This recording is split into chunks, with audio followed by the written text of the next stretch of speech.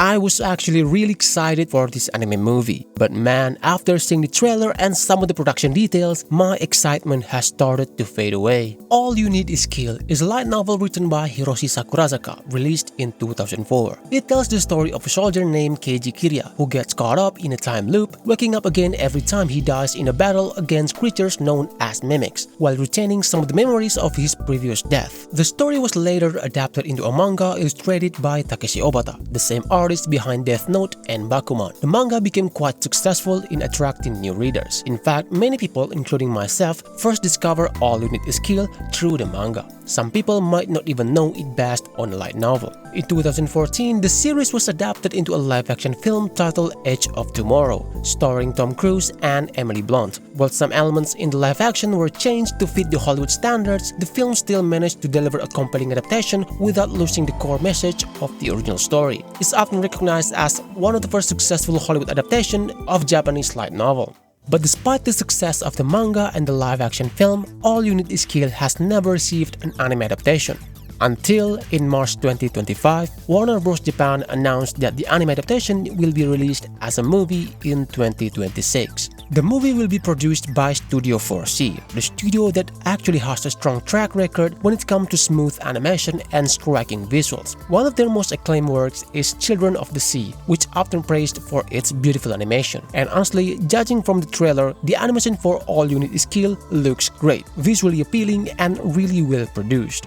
But the thing that worries me the most is the character designs. I'm not saying the designs are bad. Studio 4C may simply be aiming for a more unique and distinctive art style. I always appreciate when a studio tries something new from the usual anime style. But I also can't deny that the designs look very different from what I imagined and from what many of us are familiar with. Recently, around the release of Demon Slayer Infinity Castle, Studio 4C released another original anime film, Chao. When it was released, it quickly became a major topic in Japan, but for the wrong reason, because the film ended up being considered one of the biggest anime movie failures in recent years, and possibly the worst in history. Despite having impressive animation, the film struggled to attract viewers. One of the main reasons was the character design, which many felt was too eccentric, too extreme, and ultimately unappealing to a wider audience. And that's exactly what I'm afraid might happen here. Now, if it's an original anime, I don't mind when character designs aim for something unique and visually distinct, but in the case of All You Need Is Kill, the original designs already work very well. They didn't really need to be changed this drastically. So my concern is that this very bold redesign might not be well received. We've already seen from Chao that pushing it too far visually can backfire, and it seems it will happen again with All You Need Is Kill.